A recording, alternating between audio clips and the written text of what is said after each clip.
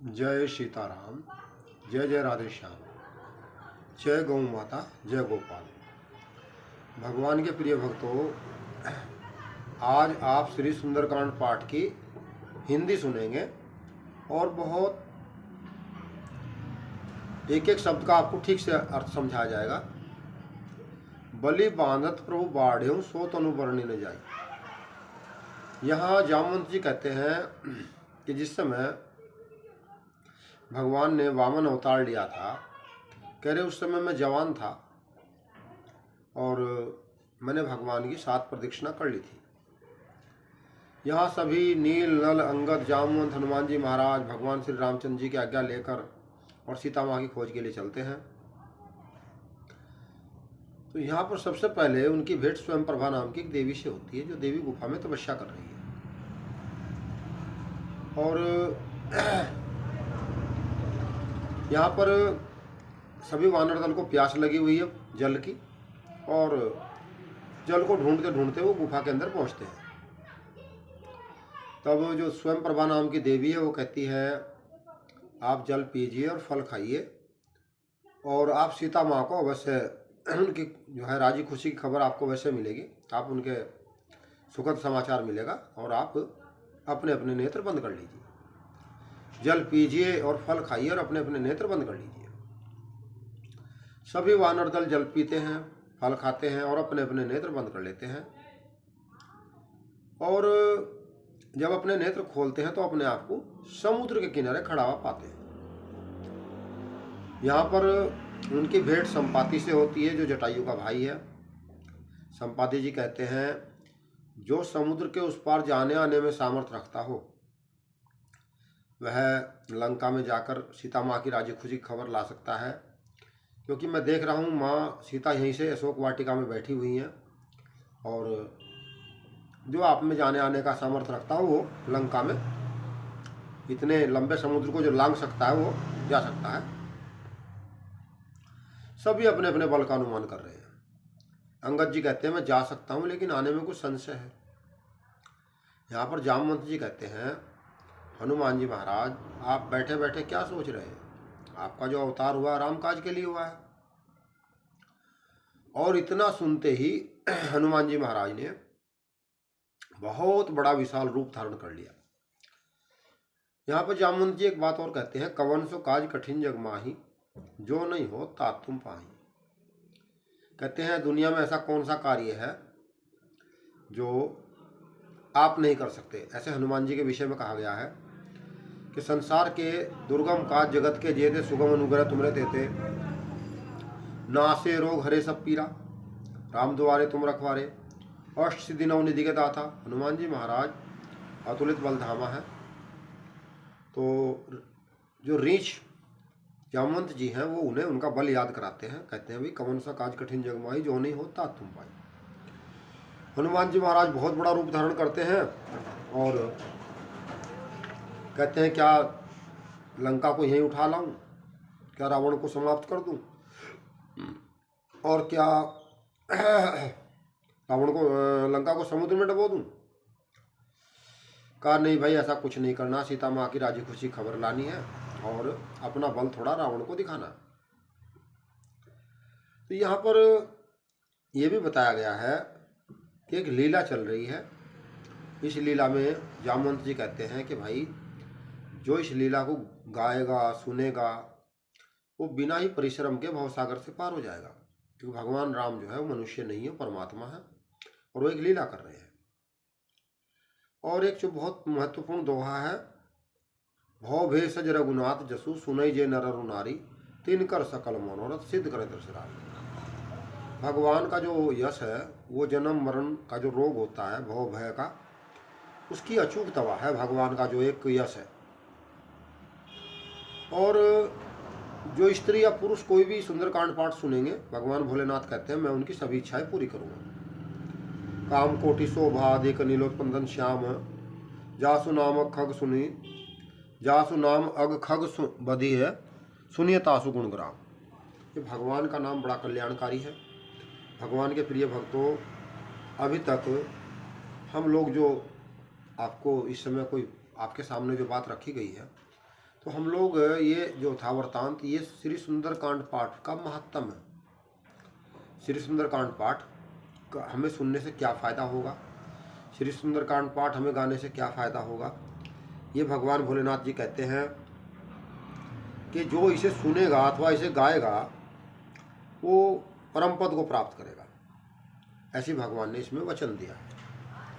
यहाँ पर भगवान श्री राम जी की वंदना करी गई है, उनके शांतम शाश्वतम परमेमनगम भगवान की वंदना करी गई है, और हनुमान जी महाराज का भी वंदना की गई है। अतुलित बलधामम हैम शैलाभ देहम भगवान की वंदना करी गई है। और यहाँ पर ये जामवंत जी जो है उनकी जो बात है वो हनुमान जी को बहुत अच्छी लगी, और वो कहने लगे भाई जब तक मैं सीता माँ की राजी खुशी खबर लेकर आता हूँ आप सब यहीं बैठे रहना, मेरा इंतजार करना। और हनुमान जी महाराज ने एक सुंदर नाम के पर्वत से छलांग लगाई और वो पर्वत तुरंत पाताल में चला गया। यहाँ पर हनुमान जी महाराज जो है उनकी सबसे पहले भेंट होती है मैनाक पर्वत से। मैनाक पर्वत जो है ये माता पार्वती का भाई है और हिमवान जो है हिमालय का बेटा है। तो हनुमान जी से मैनाक जी कहते हैं कि आपके पिताजी की और हमारे पिताजी की बहुत गहरी दोस्ती है, आप विश्राम कर लीजिए।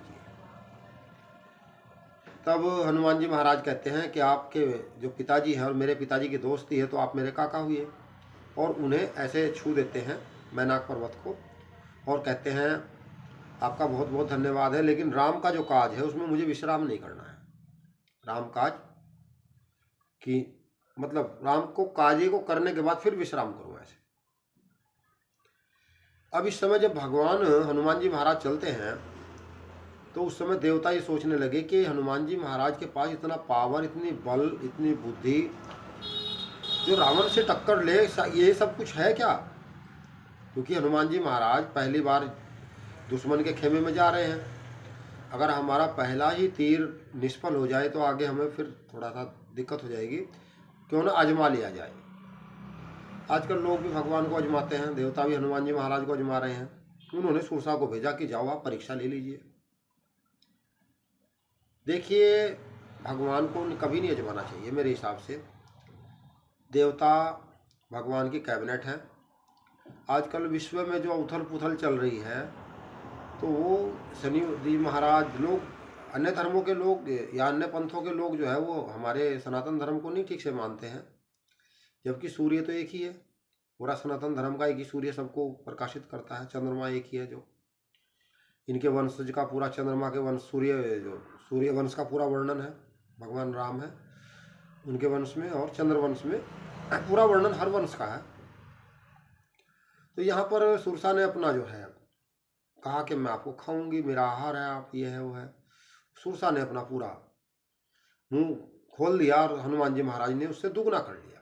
जज जज सुरसा बदन बड़ा होता सुदून का रूप दिखावा। अब हनुमान जी महाराज जैसे सुरसा ने अगर मान लो जैसे कहते हैं कि भाई 5 किलोमीटर किया तो हनुमान जी ने 10 किलोमीटर कर लिया, से बड़ा रूप करते चले गए। तो सुरसा ने जब 32 योजन किया तो भगवान ने सोचा हनुमान जी महाराज ने इस तरह तो मैं डबल करूँगा तो ये लीला यही विस्तार होता जाएगा और भगवान जी का कार्य में विघ्न होगा। भगवान के प्रिय भक्तों, अगर भगवान के कार्य के लिए छोटा भी बनना पड़ जाए तो कोई बुराई नहीं है, ये हनुमान जी महाराज कहते हैं।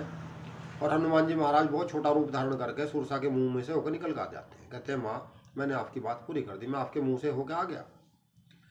सुरसा कहती है भाई मैं तो आपकी परीक्षा लेने आई थी, मुझे देवताओं ने भेजा है, आपका कल्याण हो, आप अपने कार्य में सफल हो, ऐसे कह के आशीर्वाद दे के चली गई। आगे एक और राक्षसनी थी सिंगी नाम की, हनुमान जी महाराज ने उसको भी दंडित किया। और आगे बढ़ते हैं, गेट पर लंकनी मिलती है। लंकनी की 2 बातें ध्यान रखने लायक है। एक तो कहती है प्रभुषी नगर कीजिए सब कार्या, हृदय राखी कौशलपुर राजा।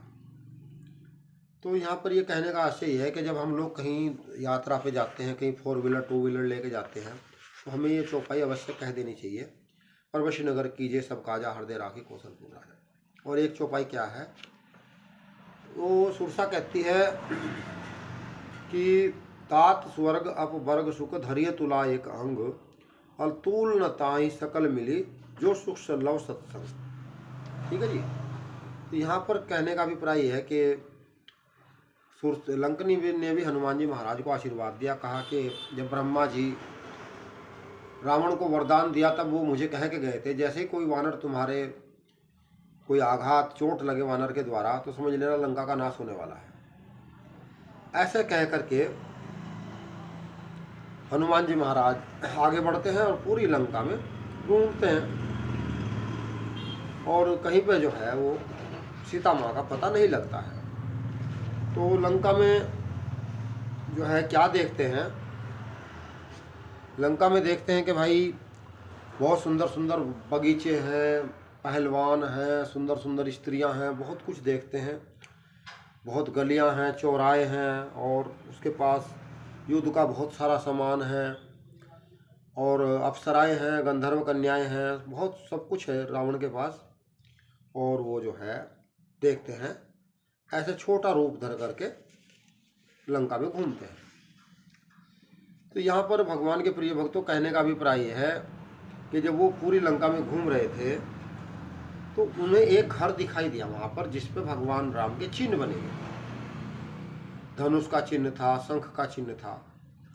ऐसे भी एक कथा आती है कि एक बार रावण के जो दूत थे वो रावण के पास गए, कहने लगे महाराज आप हमें मना करते हैं, राम का नाम मत लो, आपका भाई राम राम जप रहा है, ये तो गलत बात है। तब रावण ने विभीषण को बुलाया, कहा तुम लंका में रहते हो और दुश्मन का नाम लेते हो, जबकि मैंने प्रतिबंध लगाया हुआ है कि राम राम का नाम कोई नहीं लेगा। रावण कहने लगा भैया आपकी सोच समझने में थोड़ा भूल चूक हो गई है, मैं राम का नाम नहीं लेता हूँ।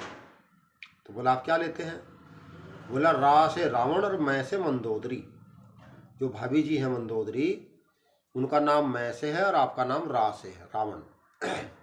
मैं भाई और भाभी का नाम जपता हूँ, दोनों का नाम एक साथ आ जाता है, रा से आपका और मैं से मंदोदरी का राम। रावण ने कहा ठीक है बहुत अच्छी बात है, ये तो बहुत खुशी की बात है, तुम हमारे भक्त हो, जाओ ऐसे ही राम राम कहते रहो। तो भगवान के प्रिय भक्तों कभी कभी भगवान का नाम लेने के लिए भी व्यक्ति को अनेक प्रकार का व्यवस्था करनी पड़ती है। यहाँ पर सुबह का समय है, जैसे भोर कहते हैं, 4 बजे ब्रह्म मुहूर्त का समय है और घर से अंदर से आवाज़ आ रही है सीताराम सीताराम सीताराम सीताराम, और घर के बाहर तुलसी का पौधा लगा हुआ है। हनुमान जी महाराज सोचने लगे लंका में और यहाँ पर भगत जी ये कहाँ से आ गए। तो हनुमान जी महाराज ने ब्राह्मण का रूप धारण किया, क्योंकि हमारे यहाँ ब्राह्मण की गाय की बहुत बड़ी महिमा है। पृथ्वी माँ जब संकट में होती है तो वो गाय का रूप धारण करके भगवान विष्णु के पास जाती हैं और ब्राह्मण हमारे यहाँ सम्मानित है। तो ब्राह्मण का रूप धारण करके हनुमान जी महाराज गए और दरवाजा खटखटाया। अंदर से विभीषण जी आए और कहने लगे लंका में आप और यहाँ ब्राह्मण तो यहाँ देखने को भी नहीं मिलता है, ब्राह्मण को तो ये मार के खा जाते हैं, आप अंदर आ जाइए, कोई आपको देख लेगा। क्योंकि जो दुष्ट लोग होते हैं उनके बीच में धर्म बहुत मुश्किल हो जाती है भाई साहब, सच बता रहा हूँ। तो यहाँ पर हनुमान जी महाराज जो है अंदर जाते हैं और अपना परिचय देते हैं और कहते हैं भाई मैं यहाँ सीता माँ की खोज खबर के लिए आया हूँ, और राम कथा सुनाते हैं विभीषण जी को। देखिए राम कथा एक अमृत कथा है, इसका प्रभाव देखिए कि कथा सुनने के बाद विभीषण जी प्रसन्नचित होते हैं और कहते हैं भाई ऐसा है, सीता माँ के पास कैसे कहाँ जाना है ये मैं आपको पूरा रास्ता बताऊंगा, लेकिन कभी मैं संकट में हूँ और आपके पास आ जाऊँ तो भगवान राम से आप मुझे मिला देना, माँ से मैं आपको मिलाऊंगा और पिताजी से आप मुझे मिला देना, क्योंकि भगवान राम जगत के पिता है। कहा ठीक है भाई। तो यहाँ एक सुंदरकांड पाठ से बहुत अच्छा वो मिलता है हमें, जैसे कहते हैं सिद्धांत, सुबह जल्दी सो के उठना चाहिए, इसमें भगवान की कृपा प्राप्त होती है। अगर विभीषण जी सोते हुए होते तो क्या हनुमान जी मिल जाते? नहीं। ये दूसरा कारण क्या था कि उसी समय हनुमान जी वहां पर पहुंचते हैं और उसी समय विभीषण के मुख से राम राम का शब्द निकलता है, ये भगवान की कृपा ही है। और यहाँ पर विभीषण जी कहते भी हैं हनुमान जी से, अब मोहि भाव भरोस हनुमंता, बिनु हरि कृपया मिलई नहीं संता। भाई संत जो मिलते हैं, भगवान के भक्त जो मिलते हैं, वो भगवान की कृपा से ही मिलते हैं। हमारे यहाँ बहुत सारे ऐसे भगवान के भक्त हुए, अति क्रोधी हुए, लेकिन वो मन से निश्चल थे। भृगु जी जो बहुत बड़े संत, भगवान के भक्त, ब्रह्म ऋषि, बहुत ऊंचा स्थान है, वो हमेशा क्रोध में रहते थे, लेकिन वो लोग तपस्वी है, भगवान को परम प्रेम करते हैं। और कई बार उन्होंने भगवान की परीक्षा भी ली है। भगवान अपने भक्तों से बहुत प्रेम करते हैं। भृगु जी ने एक बार भगवान विष्णु की छाती में लात मारी थी, लेकिन भगवान ने क्रोध नहीं किया। कहा, ब्राह्मण देवता, आपका चरण बहुत कोमल है और मेरी जो छाती है वो बहुत कठोर है, कहीं आपको चोट तो नहीं लग गई। ऐसे उल्टा भगवान ने उन्हें प्रेम किया बजाय क्रोध करने के।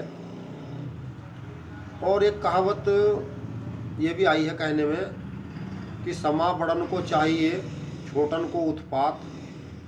और विष्णु का क्या बिगड़ गया जो भृगु ने मारी लात। देखिए, समा बड़ा ही कर सकता है, और जो लोग कम समझदार होते हैं वो उत्पात मचाते हैं, क्रोध कर जाते हैं। तो यहाँ पर विदा लेकर हनुमान जी महाराज अशोक वाटिका में जाते हैं। तो उसी समय वहाँ पर रावण आता है, और रावण आके सीता माँ को काफ़ी प्रलोभन देता है। कहता, आप मेरी बात मान जाइए, आप मेरी पटरानी बनना स्वीकार कर लीजिए। सीता माँ उसको कहती है, अरे निर्लज, तुम चोरी से लाए हो मुझे, और तुम जुगनू हो, मेरे पति सूर्य हैं, और तुम खरगोश हो, मेरे पति सिंह हैं। यहाँ भारतीय नारी की परंपरा देखिए, कुल खानदान का एक रीति रिवाज देखिए, और भारतीय नारी का सिद्धांत देखिए। पतिव्रता स्त्री का शब्द क्या है वो समझिए आप। अरे दुष्ट, जबकि रावण कौन है? रावण का उस समय बहुत बड़ा देवता उसके अंडर में थे, बहुत हर चीज़ उसके अनुकूल थी। त्रिलोकी में कोई ऐसा नहीं था जो उसका सामना कर सके, और हाहाकार मचा हुआ था, हर उससे डरता था हर आदमी। तो इतने पर भी पतिव्रता स्त्री माता सीता, भारतीय नारी जो है वो सामान्य नहीं, वो देवी स्वरूपा है। उन्होंने कहा, निर्लज, रावण को धमकाया। उस समय त्रिलोकी में कोई ऐसा नहीं था भगवान के अलावा जो रावण का सामना कर सके। यहाँ पर सीता माँ ने उसे काफ़ी धमकाया, और धमकाने के बाद उसने कहा कि 1 महीने का समय है, आपने मेरी बात नहीं मानी तो और कष्ट दिए जाएंगे। ऐसे कहकर रावण चला गया।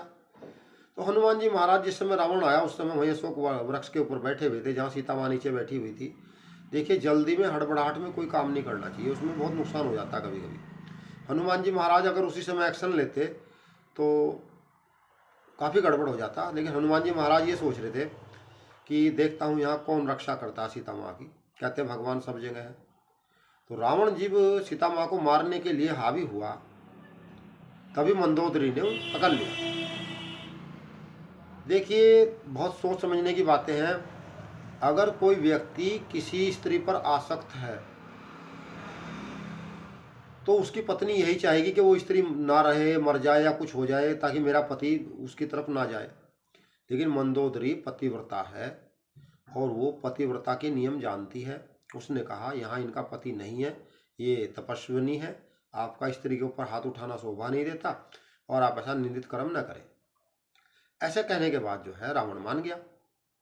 और रावण अकेला नहीं गया, अपनी पत्नी को साथ लेके गया। आजकल लोग जो गलत कार्य करते हैं वो अकेले जाते हैं, लेकिन रावण वहाँ पर अपनी पत्नी को लेके गया।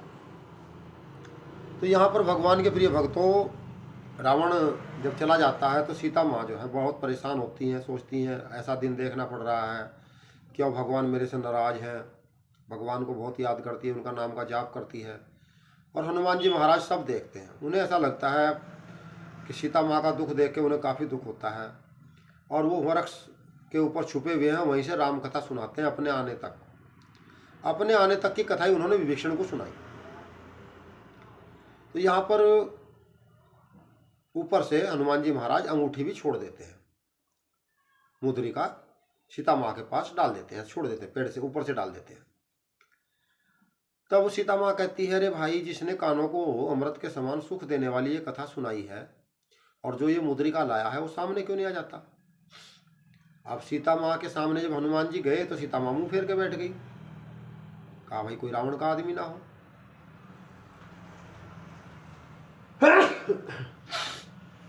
कहीं कोई रावण का आदमी ना हो। ऐसे जो है हनुमान जी महाराज ने कहा, माँ ये अंगूठी मैं ही लाया हूँ और ये अंगूठी मुझे करुणा निधान ने दी है। ये करुणा निधान जो शब्द है, ये सीता माँ और भगवान राम जब अकेले होते थे तो सीता माँ भगवान को करुणा निधान कहती थी। ये शब्द कहाँ से मिल गया? जिस समय भगवान राम को उस वाटिका में सीता माँ ने देख लिया और उन्हें लगा इस राजकुमार से मेरी शादी हो जाए, ये बहुत सुंदर है, मेरे योग्य है, तब वो गौरी मंदिर में गई। और गौरी मंदिर में जाने के बाद गौरी माता से उन्होंने कहा, पार्वती माता से, माँ अभी मैंने जो राजकुमार देखा है मैं उसे बहुत पसंद करती हूँ। तो उन्होंने जो आशीर्वाद दिया गौरी माता ने, पार्वती माता ने, करुणा निधान सुजानशील स्नेह जानत रावरो, तो ये करुणा निधान शब्द जो है माता पार्वती ने सीता माँ को दिया और सीता माँ भगवान को करुणा निधान ही कहती थी। जब हनुमान जी महाराज ने कहा कि ये अंगूठी मैं लाया हूँ और ये अंगूठी करुणा निधान ने दी है और मैं उन्हीं का भेजा हुआ हूँ, मैं रामदूत हूँ, सीता माँ को विश्वास हो गया कि वास्तविकता में ये ठीक है। तो भगवान के प्रिय भक्तों, यहाँ पर सीता माँ कहती है कि भाई राक्षस तो बहुत बड़े बड़े हैं, भारी हैं, और तुम बहुत छोटे से हो, क्योंकि उस समय हनुमान जी महाराज छोटा रूप धारण किए हुए थे। तब हनुमान जी महाराज ने बहुत बड़ा विशाल रूप धारण किया, कनक भूद्राकार शरीरा। कहा, बेटे मुझे विश्वास हो गया विजय हमारी होगी, अब तुम छोटा रूप धारण करो। हनुमान जी महाराज छोटे बन गए और कहा, माँ मुझे भूख लगी हुई है, क्योंकि रावण के यहाँ संदेशा भेजना था, हम आ चुके हैं। कहा, बेटे भगवान के चरण हृदय में धारण करो और जाओ फल खाओ। जो भगवान तुम्हारे अंदर बैठा हुआ उसे भोग लगाओ और जाओ फल खाओ भाई, कोई बात नहीं। हनुमान जी महाराज फल खाए से तो तोड़े लगा, फल खा रहे हैं और पेड़ को उखाड़ उखाड़ के फेंक रहे हैं। तब रावण के दूत बड़े परेशान हुए, क्या भाई ये तो कैसा बंदर है, तो देखो, क्योंकि हनुमान जी महाराज देखने में वानर है, वो वानर नहीं है। गंगा जी देखने में नदी है लेकिन वो नदी नहीं है। तुलसी का वृक्ष देखने में वृक्ष है लेकिन वो वृक्ष नहीं है। और भगवान राम देखने में मनुष्य है, वो मनुष्य नहीं है, वो अखिल ब्रह्मांड के नायक। तो यहाँ पर भगवान के प्रिय भक्तों, रावण के दूत आते हैं, हनुमान जी महाराज उन्हें भी दंडित करते हैं। बाद में अक्षय कुमार आता है, हनुमान जी महाराज उसका वध करते हैं। और बाद में मेघनाथ आता है। मेघनाथ कौन? जिससे देवराज इंद्र सभी देवता स्वर्ग में भगदड़ मच जाती थी। यहाँ मेघनाथ आता है और मेघनाथ को लगता है मैं हार जाऊंगा। तो भगवान के प्रिय भक्तों, मेघनाथ ब्रह्मास्त्र का प्रयोग करता है और ब्रह्मास्त्र का जब प्रयोग होता है तो हनुमान जी महाराज सोचते हैं कि ब्रह्मा जी बड़े हैं, हमें उनका मान सम्मान करना चाहिए, और हम नहीं उनका सम्मान करेंगे तो कौन करेगा। घरों में भी बड़ों का सम्मान होना चाहिए, चाहे दादी जी हो, ताई, चाची, मामी, मौसी, अपने घर में जितने बड़े होते हैं अड़ोस पड़ोस में, हमें उनका सम्मान करना चाहिए, अगर वो सज्जन है तो। अगर वो सज्जन नहीं है तो फिर मजबूरी है, क्या करा जा सकता है। तो यहाँ पर हनुमान जी महाराज ब्रह्मा जी का सम्मान करते हैं और इंद्रजीत जो है, जो मेघनाथ है, वो उन्हें नागपाश में बांध लेता है। हनुमान जी महाराज झूठ फूट में अपने को नागपाश में बांधवा लेते हैं और रावण की सभा में पहुंचते हैं। वहाँ जाकर वो अपनी स्वेच्छा से नागपाश को खोल देते हैं। रावण कहता, भाई आप कौन हैं, आपने क्यों मेरे सैनिक मारे हैं। तब हनुमान जी महाराज कहते हैं कि भाई जिन्होंने मुझे मारा है मैंने भी उन्हें मारा है, मैंने भी किसी को नहीं मारा है। और हनुमान जी महाराज जो है रावण को काफ़ी समझाते हैं कि भाई भगवान अखिल ब्रह्मांड के नायक हैं, जगत के पालनहार तारणहार हैं, आप गलती से उनकी स्त्री को ले आए हैं, सम्मान सहित उनकी स्त्री को पहुंचा दीजिए, क्षमा मांग लीजिए, भगवान आपको क्षमा कर देंगे। और यहाँ पर एक चौपाई बहुत सुंदर है। ये हनुमान जी महाराज ने ये चौपाई जो है, इस चौपाई के माध्यम से रावण को समझाया है। कहते हैं, हनुमान जी महाराज कहते हैं कि भाई जो राम विमुख है, राम विमुख संपत्ति प्रभुताई, जाय रही पाई बिनु पाई। सजल मूल जिन सरितै नाही, बरस गए पुनि तबै सुखाई। भगवान के प्रिय भक्तों, आज भी आप भारत में देख लीजिए, अंबानी परिवार है, केदारनाथ में जाते हैं, कुछ ना कुछ दे के आते हैं, काम आगे बढ़ रहा है, तेजी से आगे बढ़ रहा है। और विजय माल्या, नीरव मोदी को सब जानते हैं। एक बार उनके आसमान में जहाज चलते थे, बहुत पैसे वाले लोग थे, अमीर थे, बहुत संपन्न थे, लेकिन जब परमात्मा नाराज हो जाता है तो व्यक्ति को जान बचानी भारी हो जाती है, क्योंकि मान और अपमान, हानि लाभ, जीवन मरण ये परमात्मा के हाथ में है। जो लोग भगवान को शीश नवाते हैं, भगवान की कथा कीर्तन में पैसे खर्च करते हैं, भगवान के लिए समय निकालते हैं और भगवान का एहसान मानते हैं कि उन्होंने इस लायक समझा है, वो आगे बढ़ते हैं। और जो गलत कार्य करते हैं, भगवान को प्रणाम नहीं करते, किसी कारणवश जो है वो तामसी हार करते हैं, या उनका चित्त जो है वो भगवान की कथा कीर्तन में नहीं बैठता है, तो वो नुकसान उठा लेते हैं। रावण को हनुमान जी महाराज ने बहुत समझाया, लेकिन वो समझने को तैयार नहीं है, क्योंकि वो एक अभिमानी व्यक्ति की भूमिका में है। ये विश्वास कीजिए, रावण जब पहली बार सीता माँ के पास गया तो उसने जगत जननी जानकर सीता माँ को मन ही मन में प्रणाम किया। और रावण ऐसे एक मनुष्य को ये शिक्षा देना चाहता है, देखिए भाई, तुम्हारे पास 2-4 तोला किलो 2 किलो सोना होगा, 10-20-50 किलो सोना होगा, मेरे पास सोने के मकान दुकान है, सोने की दीवारें, सोने की खिड़कियाँ, सोने की छत, सब कुछ सोने का है। लेकिन पराई स्त्री को गलत निगाह से देखने से, कुदृष्टि से देखने से मेरा क्या हाल होगा तुम देख लेना, तुम ऐसी गलती मत करना। ये संसार को रावण ने शिक्षा दी। और हम लोग क्या कर रहे हैं, उनके पुतले फूंक रहे हैं, पैसे बर्बाद कर रहे हैं। हम लोग क्या कर रहे हैं कि रावण को जो है हम एक दिन जला के ये दिखाना चाहते हैं कि हम लोगों ने बुराई का त्याग कर दिया।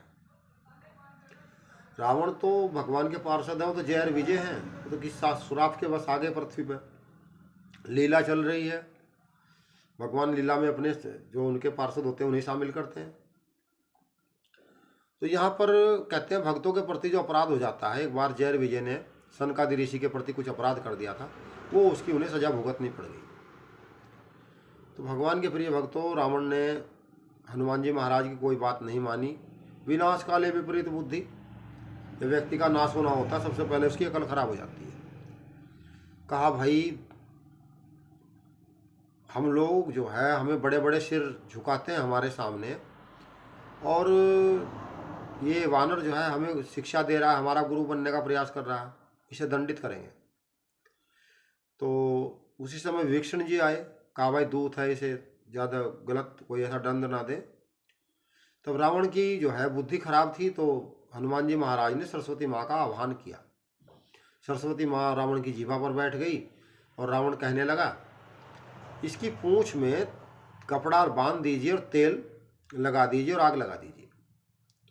ऐसे रावण की बुद्धि खराब थी, सभी ने ऐसे ही किया, तेल घी सब लगाया, कपड़ा बांध दिया। हनुमान जी महाराज ने पूरी लंका जलाई, एक विभीषण का घर है नहीं जला। अब लोग पूछते हैं भाई विभीषण का घर क्यों बच गया जब सारी लंका जल गई। आप विश्वास कीजिए, विभीषण ने अयोध्या से इंश्योरेंस करा रखा था अपना। जो लोग अयोध्या से इंश्योरेंस करा लेते हैं, हमारे राम जी के यहाँ प्रणाम करते हैं, हमारे राम जी को भगवान मानते हैं, हमारे राम जी कथा सुनते हैं, हमारे राम जी का कीर्तन करते हैं, समझ लो उन्होंने अयोध्या से इंश्योरेंस करा रखा है। अब विभीषण जी ने करा रखा था इंश्योरेंस अयोध्या से, उनका बाल बाका नहीं हुआ, ना उनके घर का हुआ। और जो भगवान की सेवा करते हैं उन्हें कभी कुछ होता भी नहीं है, क्योंकि विभीषण की जो पत्नी थी वो सीता माँ के लिए कुछ भोजन प्रसाद की व्यवस्था करती थी। तो यहाँ पर लंका जल चुकी है और सीता माँ से निशानी के तौर पर चूड़ामणि लेकर हनुमान जी महाराज भगवान राम के पास आते हैं। भगवान राम पूछते हैं कि भाई सीता जी कैसी हैं, कैसे जीवित है ऐसे माहौल में। क्योंकि एक बार विभीषण जी ने हनुमान जी से पूछा था, जब ये पहली बार भेंट हुई, कि हनुमान जी ने कहा कि विभीषण तुम यहाँ कैसे रहते हो। कहा महाराज जैसे दांतों के बीच में जीभ रहती है ऐसा मैं रहता हूँ यहाँ पे। ये बात विभीषण ने भगवान से कही कि दुष्ट की संगति न देवई विधाता ताते नाथ न रख कर बासा।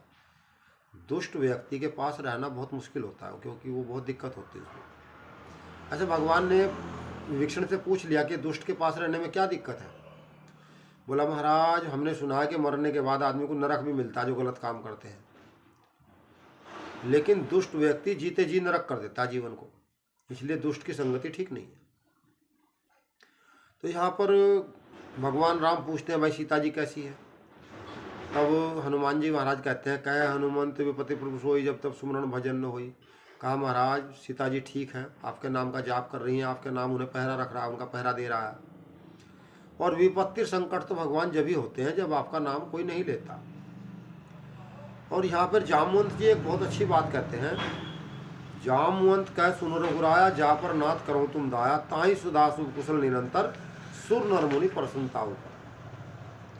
जामवंत जी कहते हैं कि महाराज जिसके ऊपर आप प्रसन्न हैं, देवता मनुष्य मुनि सब उस पर कृपा करते हैं। यानी देवताओं का जो ऋण है वो भी उतर जाता है, ऋषियों का ऋण भी उतरता है और पितृ ऋण भी उतर जाता है। जिस पर आप कृपा करते हैं समझ लीजिए संसार में वो सुखी रह सकता है। तो यहाँ पर सभी हनुमान जी महाराज से बहुत प्रेम करते हैं और भगवान राम कहते हैं कि हनुमान जी हम तो आपके ऋणी हो गए, हम तो आपके कर्जदार हो गए, आप कुछ वरदान मांग लीजिए। तो हनुमान जी महाराज कहते हैं कि महाराज मुझे तो आप अपने चरणों की भक्ति दे दीजिए। यहाँ पर एक बात ध्यान देने की और है, भगवान राम हनुमान जी महाराज की बहुत बड़ाई करते हैं। अरे आप बहुत बलवान हैं, आपने लंका जला दी, आप बहुत महान हैं। कई अहंकार उत्पन्न ना हो जाए तब हनुमान जी महाराज कहते हैं, हे भगवान मैं तो वानर हूँ, जो कुछ हुआ है वो आपकी कृपा से हुआ है, इसमें मेरा कोई प्रताप नहीं है, मेरा कोई इसमें बल नहीं है, कुछ नहीं है, आपकी कृपा से ही सब कुछ हुआ है।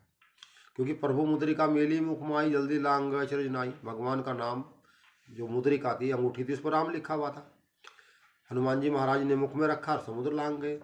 राम नाम की बहुत बड़ी महिमा है। ऐसा बताया गया जो राम नाम का जाप करते हैं उन्हें रिद्धि सिद्धि सब कुछ मिल जाती है। मंगल भवन मंगलहारी और धर्मवशु दशरथ अजर बिहारी। और भगवान शंकर ये भी कहते हैं कि बंदो बाल रूप सोई रामू, सब सिद्धि सुलभ जपत जिसु नामू। तो यहाँ पर हनुमान जी महाराज का सभी बहुत प्रेम करते हैं। और ऐसे भगवान राम कहते हैं भाई तैयारी करो, अब सब कुछ ठीक ठाक है, जल्दी है तैयारी करो।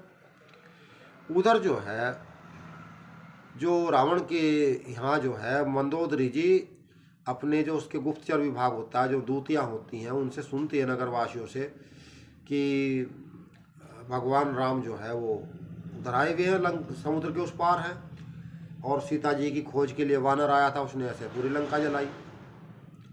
तब वो रावण को अपने पति को समझाती है कि महाराज देखिए भगवान भगवान होते हैं, हमें उनसे बैर नहीं लेना चाहिए, आप मनुष्य हैं वो भगवान है, और आपने थोड़ा सा बल भगवान की कृपा से प्राप्त कर लिया है, आप ऐसा ना करें, उनकी पत्नी उन्हें सौंप दें, ये गलत कार्य है, हमें किसी की बहन बेटी को गलत निगाह से नहीं देखना चाहिए।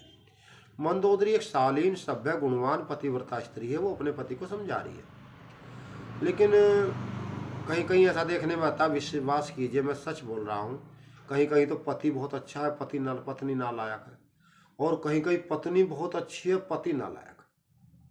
अगर दोनों अच्छे हैं तो घर स्वर्ग है, और ये स्वर्ग बड़े भाग से मिलता है, बड़ी कृपा से मिलता है। कुछ लोग तो अपने बेटों का विवाह इसलिए कहीं भी कर देते हैं, कभी फिर बाद में कोई रिश्ते वाला ना आए, कहीं भी भेज देते हैं अपने। कुछ लोग अपनी लड़की को कहीं भी इसलिए डाल देते हैं कि भैया ज़्यादा वहाँ जाएंगे दूसरे को बहुत धन देना पड़ेगा, यहाँ ये है कम धन में काम हो जाएगा, ऐसे दे दो। बाद में उनमें खटपट होती है, बहुत दिक्कत होती है दिमाग में। तो भगवान के प्रिय भक्तों, यहाँ पर जो है मंदोदरी ने बहुत समझाया। रावण की सभा में समझ में कोई बात आने वाली नहीं थी, क्योंकि उसे जिद थी कि अपना भी कल्याण करूँगा और अपने पूरे परिवार का करूँगा, भगवान के हाथ से मारा जाऊँगा। हमारा आहार तामसी है, रावण कहता है, हमारी बुद्धि में भजन होता नहीं है। लोग कहते हैं जी हम लहसुन प्याज क्यों छोड़ दें, इसमें क्या बुराई है, ज़मीन में से निकला हुआ है। भाई भांग धतूरा भी तो ज़मीन में से निकलता है, इसी ज़मीन में से अमृत निकलता है, इसी धरती माँ से विष निकलता है। लहसुन प्याज खाने में कोई बुराई नहीं है, लेकिन अगर आप भक्ति करना चाहते हैं तो वो नहीं हो पाएगी। ये भक्ति रूपी पौधे को नष्ट कर देता है, ये तामसी आहार है। ये भगवान ने उनके लिए बनाया है जो मांस मछली का प्रयोग करते हैं। क्योंकि लहसुन कहाँ से निकला है? लहसुन निकला है आपसे जो राहु और केतु हैं उनकी हड्डियों से लहसुन बना है। और जो ऋषि मुनियों का जो खून है जहाँ वो गिरा था वहाँ से प्याज की उत्पत्ति हुई, इसलिए वो लाल है। ये हमारे लिए नहीं बनाया भगवान ने, राक्षसों के लिए बनाया है। लोग मानते नहीं, खा रहे हैं। अरे जिस घट के अंदर परमात्मा बैठा हुआ है, ये शरीर रूपी जो मंदिर है, और आप इस परमात्मा उस चीज़ को नहीं स्वीकार कर रहा है। हम लोग सनातन धर्म को मानने वाले हैं, देवी देवताओं को मानने वाले, भगवान को मानने वाले हैं। और सीमेंट के जो लोहे के बने हुए मंदिर हैं उनमें हम कोई ऐसी चीज़ नहीं अर्पण चढ़ाते जो भगवान को पसंद ना हो। ये तो जीता जागता मंदिर है भगवान का शरीर, ये तो भगवान ही का बनाया हुआ है। और फिर इसमें हम ऐसी चीज़ चढ़ाते हैं मुख के द्वारा जो परमात्मा को पसंद ही नहीं है। लहसुन प्याज जो लोग छोड़ना चाहते हैं वो छोड़ने के बाद पीली मेथी जिससे कड़ी छोंकते हैं, हींग, अदरक, लौंग, काली मिर्च और पुदीना, अगर ये सब खाएंगे तो वो शरीर को दिक्कत नहीं होगी कोई भी। लहसुन प्याज खून को फिल्टर करता है।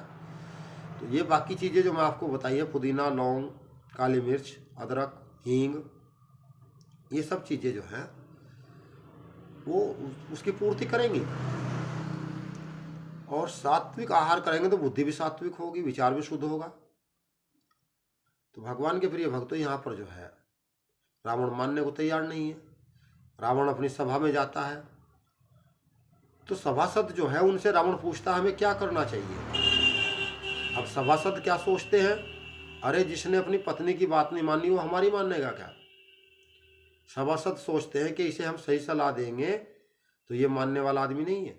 इसकी पत्नी समझा रही थी, उसकी बात नहीं मानी इसने। तब रावण के सामने सभासद कहते हैं कि जी ये कौन सी बड़ी बात है, वानर और आदमी, आपने देवता जीत लिए, ये तो कुछ बड़ी बात है ही नहीं, इन्हें भी हम जीत लेंगे। और रावण को वो उल्टी पट्टी पढ़ाते हैं, बजाय सही रिश्ता दिखाने गलत रास्ता दिखाते हैं। उसी समय विभीषण जी आते हैं। विभीषण जी रावण को समझाते हैं, तात राम ने नरभूपाला भुवनेश्वर कालों कर काला, ब्रह्म नाम आज भगवंता व्यापिक जतनादिता गोंद विधेनु देव हितकारी कृपा सिंधु मानुष तुमधारी। कि भाई भगवान अखिल ब्रह्मांड के नायक हैं, वो पृथ्वी के राजा नहीं है, वो तो अखिल ब्रह्मांड के नायक है। ब्राह्मण के हित के लिए, गाय के हित के लिए, पृथ्वी के हित के लिए, देवताओं के हित के लिए उन्होंने शरीर धारण किया है। वो परमात्मा है, वो मनुष्य नहीं है। रावण को समझाता है। तो रावण को पता था कि यहाँ सब मरेंगे। तो रावण मुंह से बोल के कहने वाला नहीं है, लेकिन वो अपने भाई को कोड वर्ड भाषा में समझा रहा है।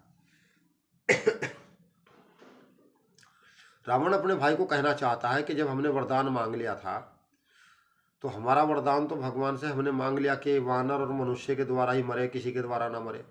कुंभकर्ण ने मांगा, नींद वगैरह मांगी, लेकिन विभीषण तुमने तो भगवान के चरणों की सेवा मांगी। और एक बात अहम है, ब्रह्मा जी जब वरदान देने के लिए गए तो रावण से कहा वर मांगो, विभीषण मेघनाद से कहा, कुंभकर्ण से कहा वर मांगो। लेकिन जब वो विभीषण के पास गए तो कहा बेटा वर मांगो। परमात्मा को पता रहता है इनके मन में क्या चल रहा है, कौन कैसे मन का आदमी है। विभीषण के मन में अच्छा भाव था, क्योंकि ये प्रताप भानु का मंत्री था, धर्मरुचि, तो ये अच्छा भाव था। तो उन्होंने कहा बेटा वर मांगो, बेटा शब्द लगाया। उन्होंने कहा भगवान के चरणों की सेवा चाहिए।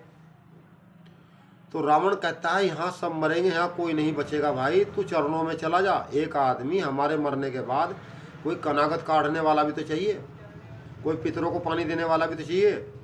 तुम्हारा स्थान यहाँ नहीं है, जब तक तुम यहाँ रहोगे भगवान हमला नहीं करेंगे, तुम जाओ यहाँ से, भगवान के चरणों में जाओ। तब हनुमान जी महाराज जो है, विभीषण जी काफ़ी समझाते हैं। रावण की समझ में कोई बात आने वाली नहीं है। रावण अपने छोटे भाई कर चरण प्रहार करता है, लात मारता है, अपमानित करता है, कहता है रोटी मेरी खाता है और गुण उनके गाता है। रोटी मेरी खाता है और बड़ाई तपस्वियों की करता है राम की, चला जा भाई उनके पास जा। कभी कभी परिवार के लोग भी ऐसा कहते हैं। एक बार एक हमारे मित्र थे,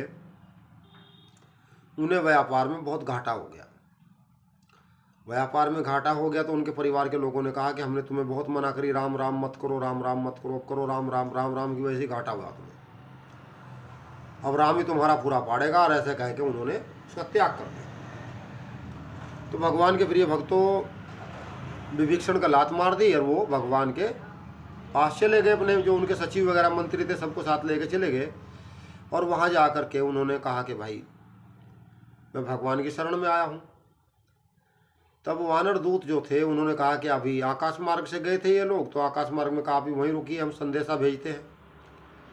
अब भगवान के पास जब संदेशा जाता है कि रावण का भाई आया है, तो भगवान के भी अपने कुछ मंत्री हैं, कुछ सलाहकार हैं। तो भगवान सुग्रीव से पूछते हैं, सुग्रीव क्या करना चाहिए, रावण का भाई आया है।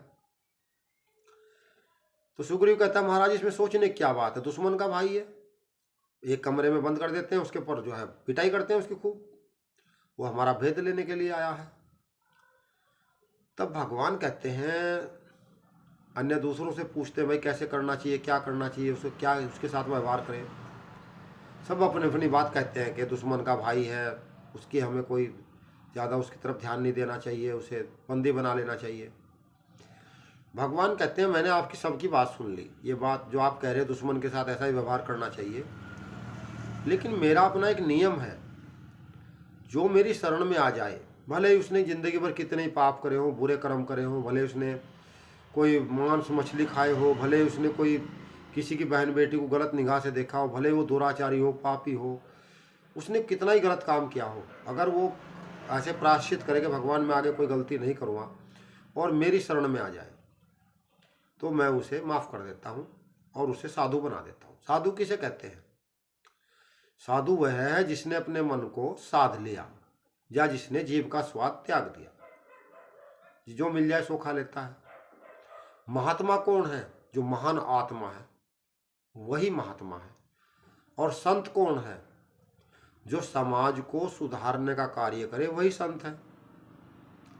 तो भगवान के प्रिय भक्तों, यहाँ पर जो है भगवान राम ने कहा कि भाई विभीषण को ले आइए, और वो मेरी शरण में आया है, मैं उसे निर्भय कर दूंगा, कोई चिंता की बात नहीं, डरने की कोई जरूरत नहीं। यार वो अगर कोई भेद लेने भी आया है तो कोई बुराई नहीं है। लक्ष्मण जी हैं, चाहे तो एक ही मिनट में सभी राक्षसों को पृथ्वी पर जितने भी राक्षस हैं समाप्त कर सकते हैं, क्योंकि शेषनाग जी हैं। अब विभीषण जी आते हैं और भगवान राम वहाँ पर एक बात कहते हैं, निर्मल मन जन सो मोहि पावा। जिसका मन साफ है, स्त्री पुरुष कोई भी हो, वो मुझे प्राप्त कर लेगा, इसमें कोई संशय नहीं है। एक जगह भगवान वहीं पे कहते हैं पापवंत कर सहज स्वभाव, भजन मोर नीक नहीं काऊ। पापी व्यक्ति को मेरा भजन अच्छा नहीं लगता है।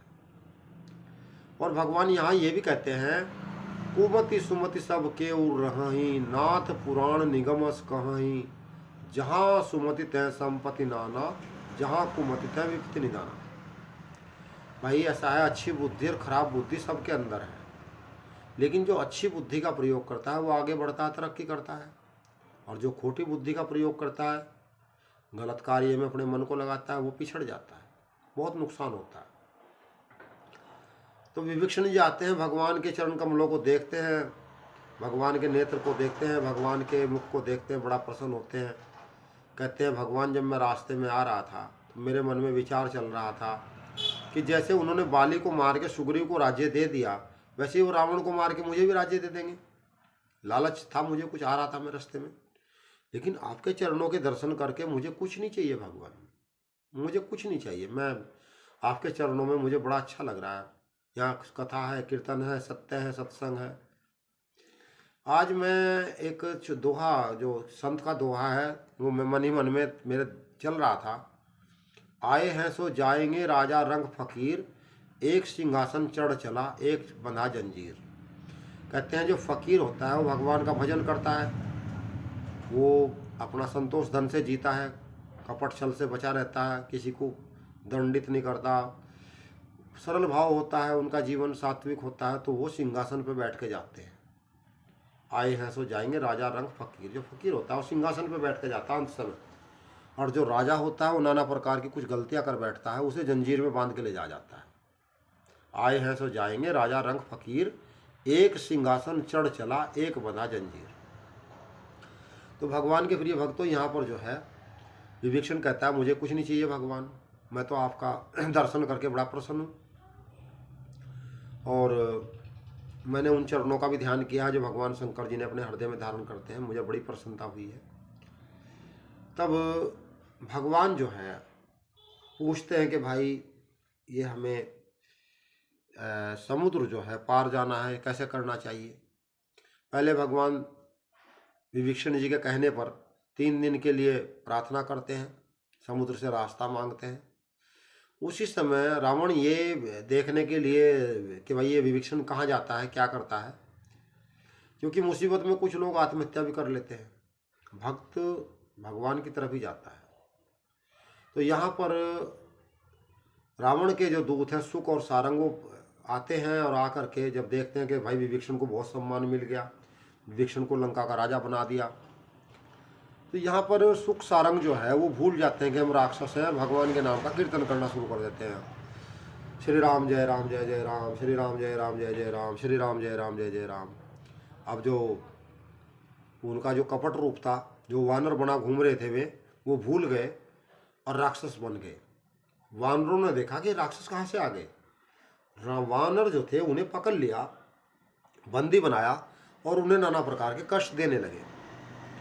उसी समय उन्होंने भगवान राम की सौगंध दी कि हमें आप मारेंगे तो आपको भगवान राम की सौगंध है। लक्ष्मण जी आ गए, उन्हें बड़ी दया लगी, उन्होंने एक चिट्ठी लिख कर दी, कहा भाई ये चिट्ठी आप रावण को दे दीजिएगा, जाओ। तब वो सुक और सारंग जो है भगवान के नाम का गुणगान करते हुए लंका में आए और वो चिट्ठी उन्होंने रावण को दी। रावण पूछने लगा कि विभीषण तो बेमौत मारा जाएगा, उसका क्या हालचाल है, वो इधर का रहा ना उधर का रहा। क्योंकि भगवान के प्रिय भक्तों, जो अभक्त होते हैं वो यही सोचते हैं कि भगवान की शरण में जाके हमें क्या मिलेगा, कुछ नहीं मिलेगा, जबकि भगवान की शरण में जाने से लाभ ही लाभ है। आत्मा जो है वो दुर्गति से बच जाती है। तो यहाँ पर सुख सारंग कहते हैं अति कोमल रघुवीर स्वभाव यद्यपि अखिल लोक कर राहु। हे भगवान, भगवान राम अखिल ब्रह्मांड के नायक है, जगत के पालनहार है, तालरहार है, सर्वशक्तिमान है, उन्हें अहंकार नहीं है, वो बहुत सरल है। आपके भाई को उन्होंने राजा बना दिया है और आप सीता माँ को वापस कर दीजिए, माफ़ी मांग लीजिए और आप भगवान से बैर मत बोल लें। उनके पास बहुत सेना है, बहुत ताकत है। रावण को सुख सारंग ने बहुत समझाया। अंत में रावण ने उन्हें भी लात मार दी, भगा दिया, क्योंकि वो एक मुनि थे, किसी साप के वश वो राक्षस बन चुके थे। वो भी भगवान के पास आए और भगवान से प्रार्थना करी, भगवान को प्रणाम किया और उनकी आज्ञा लेकर अपने आश्रम को चले गए। समुद्र 3 दिन हो गए, रास्ता देने को तैयार नहीं है। यहाँ पर भी भगवान राम ने देखा कि भाई समुद्र तो मानने को तैयार नहीं है। तो भगवान के प्रिय भक्तों, यहाँ पर समुद्र जो है वो भगवान ने यहाँ पर अग्निबाण चढ़ाया है। समुद्र एक थाली में हीरे पन्ने जवाहरात लेकर आया है, भगवान की स्तुति कर रहा है। कहता है प्रभु ढोल गंवार शूद्र पशुनारी सकल ताड़ना के अधिकारी। तो ये चौपाई मैंने आपको एक दिन पहले भी समझाई थी। भगवान के प्रिय भक्तों, ढोल उसी के हाथ में देना चाहिए जो उसे बजाना जानता हो, अन्यथा सुनने में भी अच्छा नहीं लगेगा, ढोल खराब हो जाएगा। गंवार के विषय में ये बताया है कि गंवार तो असली उसे भी कहते हैं जो जिस थाली में खाता है उसी में छेद कर देता है, वो भी गंवार ही है। एक गंवार वो है जिसने पूरी ज़िंदगी भगवान का भजन नहीं किया, खेती भी करता रहा, नौकरी भी करता रहा, अन्य कार्य भी करता रहा, बिजनेस करता रहा, लेकिन भगवान को उसने कभी सेवा नहीं की, भगवान के लिए कभी उसने समय नहीं निकाला, भगवान की कथा नहीं सुनी, भगवान को प्रणाम नहीं किया और पूरा जीवन ऐसे ही गंवा दिया, वो भी गंवार ही है। एक गंवार वो होता है जो गांव से दूर दराज से कहीं से आया है और गांव शहर में आकर के बैतू से बोल रहा है। समझ जाइए गांव की भाषा ऐसी, उसकी बात का क्या बुरा मानना। देखिए, शूद्र के विषय में बताया है कि कर्म से व्यक्ति की पहचान होती है। कर्म से व्यक्ति देवता है, कर्म से व्यक्ति नीचे के स्थान पे चला जाता है। अपना कर्म सही है तो हमेशा सम्मान ही मिलता है हर जगह। और जैसे ये कहते हैं कि भाई ब्राह्मण मेरा मुख है, क्षत्रिय मेरे हाथ हैं, भगवान ने कहा, और पेट मेरा जो है वो गुप्ता जी हैं, वैश्य, और चरण मेरे शूद्र हैं। तो आप देख लीजिए, चरणों की पूजा होती है, चरण पर ही सब कुछ टिका हुआ है, सभी चरण ही छूते हैं, पेट कोई नहीं छूता। तो ये चरण पूजनीय है। भगवान कहते हैं जैसे किसी पिता के 4 बेटे होते हैं और वो पिताजी काम बांट देते हैं, भाई तुम्हें खेती का काम करना है, भाई तुम्हें पशुओं की देखभाल करनी है, भाई तुम्हें बाहर रिश्तेदारी में जाना आना है, सब काम देखना है, भाई तुम्हें पूजा पाठ का कार्य देखना है। 4 बेटों को अलग अलग कार्य बांट दिया उन्होंने। तो छोटे बेटे का भी रोल कम नहीं है, क्योंकि वो जो कार्य है, महत्वपूर्ण कार्य वही करता है। अलग अलग का अपना अपना रोल है, सभी कर रहे हैं। जो भगवान ने व्यवस्था बनाई है वो गलत नहीं है, सिर्फ सोच गलत है। अगर हम किसी को हीन भावना से देखें तो ये हमारी बहुत बड़ी भूल है। और अब तो ये भी देखने में आता है कि समय का चक्र परिवर्तन है। वोट के चक्कर में जो वोट है, व्यक्ति कितना ही महान हो, कितना ही ऊंचे परिवार का हो, वो जहाँ उसे लाभ दिखाई देता है, भले ही वो थोड़ी देर के लिए ही सही, लेकिन उसको हाथ पैर जोड़ने पर मजबूर होना पड़ता है। तो भगवान के प्रिय भक्तों, शूद्र जो है एक शब्द जिसका लोगों ने गलत प्रयोग किया है, उसको समझने की आवश्यकता है। शूद्र कर्म से ही व्यक्ति महान है, कर्म से ही व्यक्ति छोटा हो जाता है। और भगवान के प्रिय तो पशु के विषय में बताया, जो पशु को घास घेरना जानता हो, पानी पिलाना जानता हो, जो पशु की बीमारियों के विषय में जानता हो, जो पशु की नस्ल जानता हो, किस नस्ल का पशु है, उसे पशु के पास जाना चाहिए, उसे पशुपालन करना चाहिए। अन्यथा पशु उसको सींग मार देगा और वो नुकसान हो जाएगा। पशु के विषय में जो जानता हो उसे पशु के पास जाना चाहिए, ऐसे बताया गया है। नारी के विषय में बताया गया भगवान के प्रिय भक्तों कि ताड़ना शब्द का अर्थ ऐसे है। गोस्वामी जी तुलसीदास जी महाराज प्रयागराज के पास बांदा जिला है, वहाँ के रहने वाले थे। तो वहाँ की जो लोकल भाषा है उसे आप समझिए। कहीं चौपाल पे 20 आदमी बैठे हुए हैं, 10 बैठे हुए हैं, और 2 आदमी उनसे थोड़ा सा दूर जा करके कान में फुसर फुसर करे, कुछ बात करे और वापस आ जाए। तो जो चौपाल पे लोग बैठे हुए हैं तो वो उन दोनों से क्या कहेंगे, हम ताड़ गए आप क्या बात कर रहे थे, यानी हम समझ गए आप क्या बात कर रहे थे। ताड़ना शब्द का अर्थ वहाँ की भाषा में समझना होता है।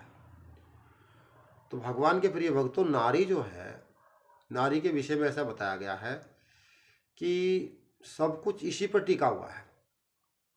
ढोल कब बजता है, जब कोई विवाह शादी होती है, इसमें भी नारी का रोल है। कोई बच्चा होता है घर में, कोई खुशी का मौका होता है, वो खुशी नारी के थ्रू आती है। चाहे शादी का मौका मौसम हो, चाहे बच्चा कोई होने वाला हो, कोई भी कार्य हो, तो ये भी जो है ढोल नारी की वजह से बजता है। और गंवार जो है, इसके विषय में ऐसा बताया कि बुद्धिमान को भी नारी ही जन्म देती है और कम बुद्धि वालों को भी नारी ही जन्म देती है। और महान जो कर्म करते हैं उन्हें भी नारी जन्म देती है, और जो महान कर्म नहीं करते उन्हें भी नारी जन्म देती है। तो यहाँ पर पूरा जो है ढोल गंवार शूद्र पशु नारी, नारी के ऊपर ही सब कुछ आधारित है। किसी व्यक्ति को महान बनाना है, उसमें नारी का बहुत बड़ा योगदान होता है। और ये सुना गया मैंने कि जो सज्जन लोग होते हैं उनके यहाँ तो ये लक्ष्मी रूप में रहती है, किसी के यहाँ ये कोई भयानक रूप धारण कर लेती है, पूरे घर को नाश कर देती है। खासकर अगर किसी बेटी की माँ समझदार है तो बेटी आगे समझदार होगी। ऐसा बताया गया है, माँ पर धी और बाप पर घोड़ा, ज़्यादा नहीं है तो थोड़ा थोड़ा। लड़के अक्सर अपने पिताजी पर जाते हैं और बेटियां अपनी माँ पर जाती हैं। अगर किसी की माँ गुणवान है, समझदार है, सुशील है, सुंदर है, शीलवान है और संस्कारी है, तो उसकी बेटी भी अच्छी होगी। क्योंकि पहले लोग जो है खानदान देखते थे, पहले लोग जो थे गोत देखते थे, खानदान देखते थे, बड़े बूढ़ों का आचरण देखते थे, दादी नानी का आचरण देखते थे, तब जाकर के वो कहते थे हाँ इस घर का रिश्ता हम ले लेंगे। आजकल तो क्या देखा जाता है कि लड़की जॉब करती है कि नहीं, कितनी पढ़ी लिखी है, लड़का क्या कर रहा है, गुण है ही नहीं, छोड़ दो उस बात को। लड़की कर क्या रही है। ये भगवान की कृपया समझ लीजिए कि पुरुष में उतना सामर्थ्य नहीं बचा कि वो स्त्री को करके खिला दे, इसलिए मजबूरी में स्त्री को जाना पड़ गया बेचारी को नौकरी करने के लिए।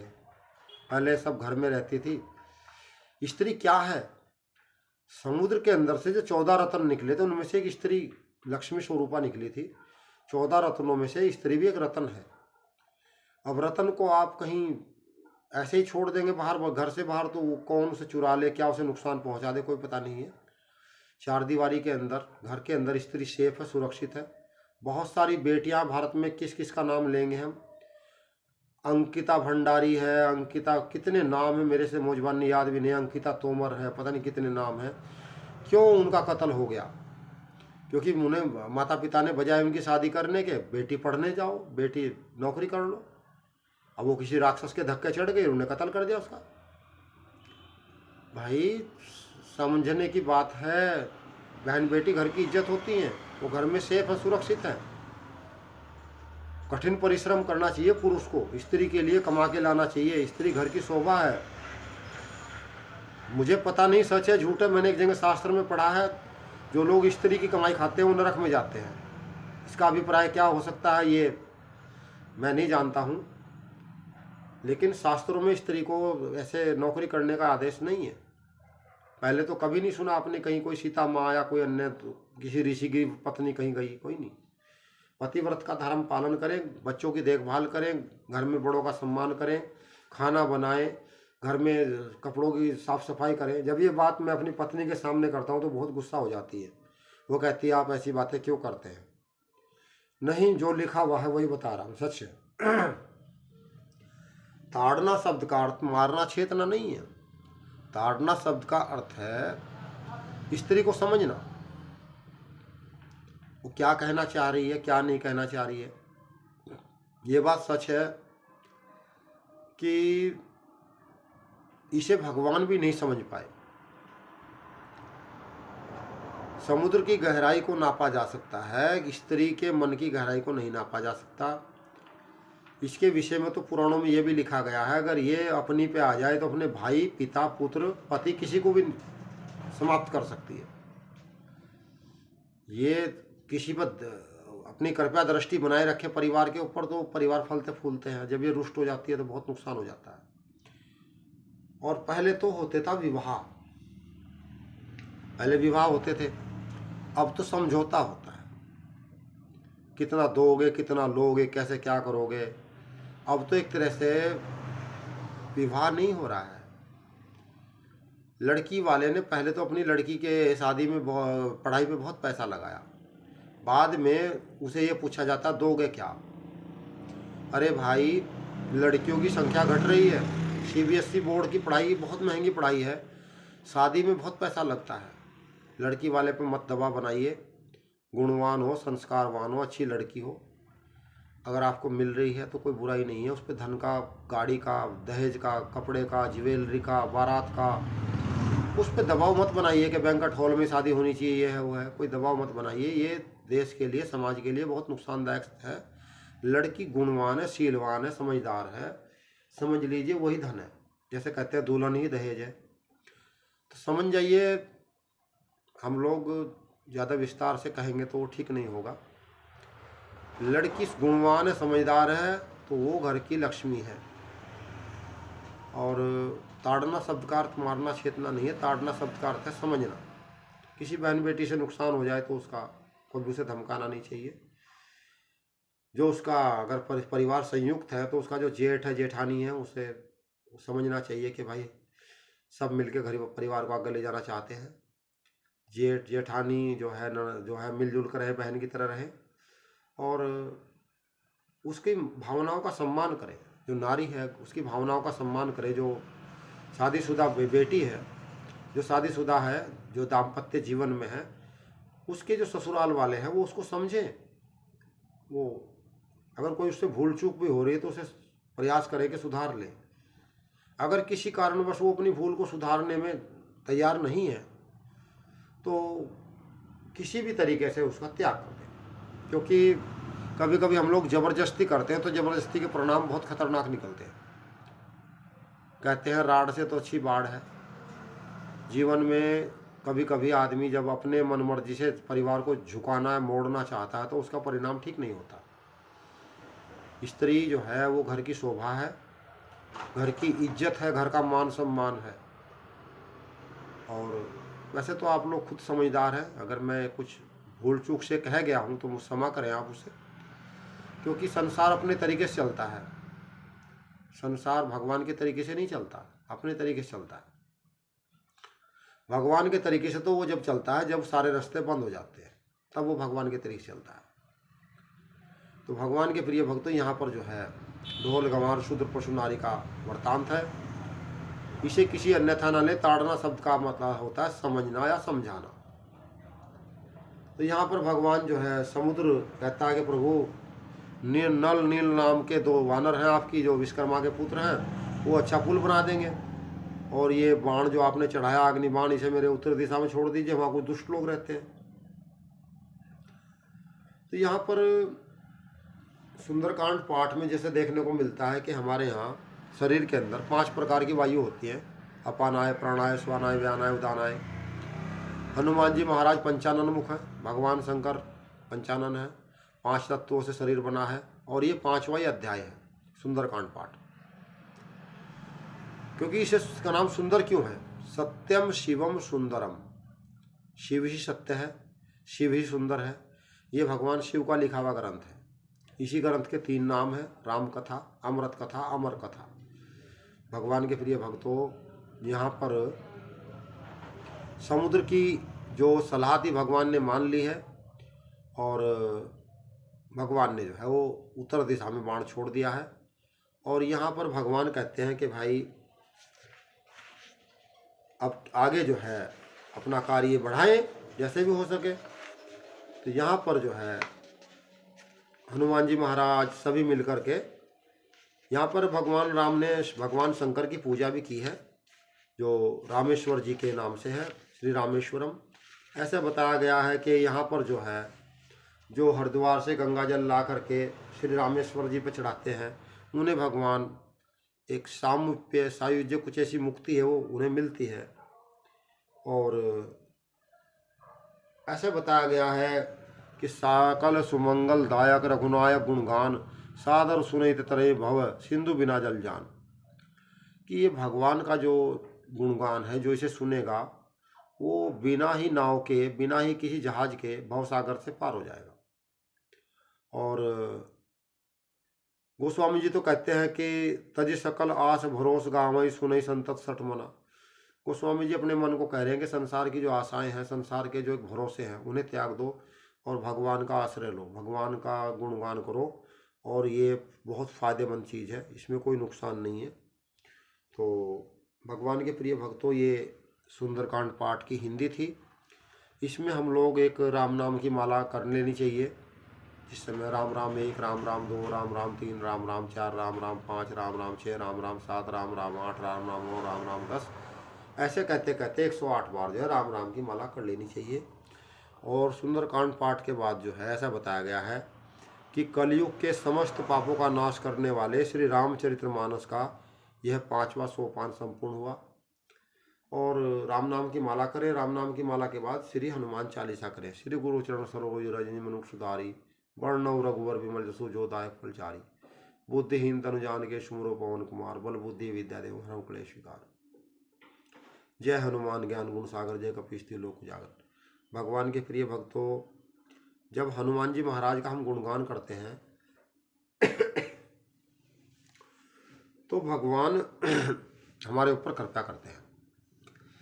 गोस्वामी तुलसीदास जी महाराज ने लगभग 16 ग्रंथ लिखे हैं, जिनमें एक ग्रंथ का नाम है विनय पत्रिका। तो विनय पत्रिका में गोस्वामी जी कहते हैं कि जाके गति है हनुमान की, ताके पैज पूजियाई रेखा पुलिस पसाण की, अघटित घटन सुघट विघटन ऐसी बिरदावली नहीं आन की, सुमरत संकट सोच विमोचन मूर्ति मोद निदान की, तापर सानुकूल गिरजाहर लखन राम रुजान की, तुलसी कपि की कृपया विलोकनी खान सकल कल्याण की।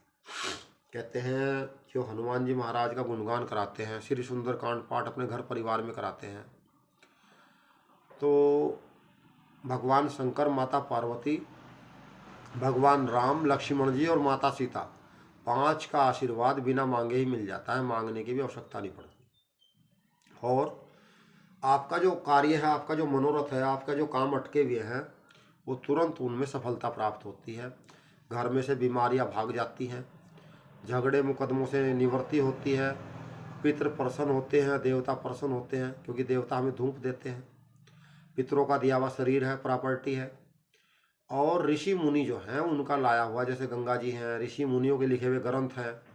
तो ये 3 प्रकार का जो ऋण है, देव ऋण, पितृ ऋण और ऋषि ऋण, इनसे हमें मुक्ति मिलती है और हमारा घर जो है पवित्र बन जाता है। आपका जो धन है जब वो खर्च होता है भगवान के कार्य में, तो भगवान आपके धन को पवित्र समझते हैं। जब आप मन से भगवान की कथा सुनते हैं तो आपका मन पवित्र होता है। और जब घर में कुछ हानियां होती हैं तो कुछ लोग जादू टोना टोटके वालों के पास जाते हैं, उल्टा और फंस जाते हैं, नुकसान होता है। जो लोग भगवान की कथा कीर्तन का आश्रय लेते हैं, भगवान का प्रणाम करते हैं, भगवान से क्षमा मांगते हैं, भगवान की तरफ कुछ भेंट स्वरूप देते हैं, उनका भला हो जाता है। हम तो साक्षात इस बात का उदाहरण आपके सामने बैठे हुए हैं कि जीवन में जब व्यक्ति चारों तरफ से लगता है कि अब जीवन नहीं बचेगा, समाप्त हो जाएगा, तो अगर उस समय भी आदमी भगवान की शरण में चला जाए तो भगवान वहाँ से भी उसको बहुत सुख, समृद्धि, खुशहाली, उन्नति दे सकते हैं। और वो गंवार से गंवार आदमी को भी विद्वान बना सकते हैं। और जो भगवान की शरण में नहीं है वो कितना ही बड़ा विद्वान हो, कहते हैं भक्ति एक ऐसी चीज़ है, भगवान कहते हैं कि अगर कितना ही नीच प्राणी हो, अगर उसके अंदर भक्ति है तो वो मुझे प्रिय है, और कोई कितना ही बड़ा क्यों ना हो, अगर भक्ति नहीं है तो मुझे प्रिय नहीं है। क्योंकि भगवान जो है वो व्यक्ति का भाव देखते हैं कि इसके मन के अंदर क्या चल रहा है। अंतर्यामी रूप में भगवान विद्यमान है। अब हमारे पास अगर कोई कैमरा है, जैसे हम अभी बोल रहे हैं, या कोई कैमरा कहीं लगा हुआ हो, तो हम सावधानी बरतते हैं। भगवान ने प्रत्येक मनुष्य के पीछे 12 कैमरे लगाए गए हैं। 1-1 मिनट की रिपोर्ट वहाँ मिल रही है, क्या कर रहा है, क्या सोचता है, दिन और रात, सुबह और शाम, ठीक है जी, हवा, पानी, ठीक है जी। और ऐसे 12 हैं, भागवतम में सभी के नाम लिखे गए हैं, ठीक है जी। तो ये 12 जो है, सूर्य, चंद्रमा है, ये हमारा पल पल का बायोडाटा भगवान को देते हैं, क्या कर रहा है, क्या सोच रहा है। और जब कोई कर्मचारी कहीं फैक्ट्री में होता है, अच्छा कार्य करता है, उसकी प्रमोशन मिलता है, उसको अच्छा पद मिलता है। फैक्ट्री का मालिक अपने कैबिन में बैठे बैठे अपने सीसी कैमरे सब देखता है कौन क्या कर रहा है। जो चोरी चकारी करते हैं, गलत काम करते हैं, उन्हें वो दंडित कर देता है, और जो अच्छा कार्य करते हैं उन्हें वो सम्मानित कर देता है। ऐसे एक कथा आती है कि एक गांव में कुछ किसान लोग कार्य कर रहे थे, और किसान जो थे गन्ने की फसल का छिलाई कर रहे थे। लेकिन जिसका वो खेत था वो एक बहुत अमीर था, और उसके पास हजारों बीघे जमीन थी, और उसके यहाँ कोई संतान नहीं थी, और वो सब नौकर के रूप में वहाँ कार्य कर रहे थे। तो भगवान के प्रिय भक्तों, वहाँ पर एक लड़का पहुँचता है जिसकी आयु कोई 15-16 साल की होती है। और वहाँ जो लोग कार्य करते हैं उन्हें कहते हैं, लड़का उन्हें जा कर के कहता है कि आप मुझसे काम करा लीजिए, लेकिन बदले में मुझे भोजन दे दीजिए। कहा भाई तुम्हें भोजन भी मिलेगा, पैसे भी मिलेंगे, काम करो। कहा नहीं नहीं, मुझे पैसे नहीं चाहिए, मुझे भोजन ही चाहिए बस। ऐसे करते करते उसे महीनों हो गया। अब इस बात की खबर सभी लोगों ने, दूसरे लोगों ने, किसान जो सबसे बड़ा मालिक था उसके पास पहुंचाई कि महाराज एक ऐसा लड़का हमारे यहाँ आया है जो सिर्फ भोजन ही करता है, और वो पैसे भी नहीं लेता है, और बहुत परिश्रम से कार्य करता है, मन लगाकर। 1-2 महीना बीत गया तो एक दिन किसान खेत में पहुंच गया। जो खेत का मालिक था उसने देखा लड़का बड़े परिश्रम से कार्य कर रहा है, और सिर्फ भोजन ही करता है, बाकी पैसे लेता नहीं, तनख्वाह नहीं लेता, कोई दिहाड़ी नहीं लेता अपनी। तब उन्होंने उसके कार्य से बड़े प्रसन्न हुए, और उससे कहने लगे भाई हमारे यहाँ कोई संतान भी नहीं है, आप हमारे घर चलिए, और हमारी जो प्रॉपर्टी इसके मालिक आप ही हैं। हम आपको गोद उठाएंगे, आपको अपना बेटा घोषित करेंगे।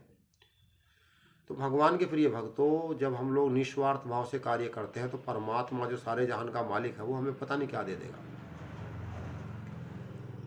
दूसरे का भला करने के बाद जो संतुष्टि होती है, जो मन में एक अच्छा लगता है, वो किसी को ठगने के बाद उसमें आनंद उतना नहीं है जितना हम किसी का भला करते हैं, तब हमें आनंद महसूस होता है।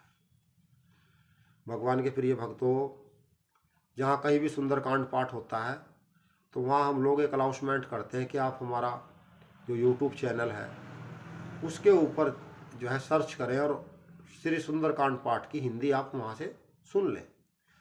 तो ये संपूर्ण सुंदरकांड पाठ की हिंदी है और लगभग ये इसमें 1 घंटे के आसपास का समय लगा है। आप हमारे चैनल को सब्सक्राइब अवश्य करें। हम अपने लिए नहीं, गौ माता के लिए कह रहे हैं।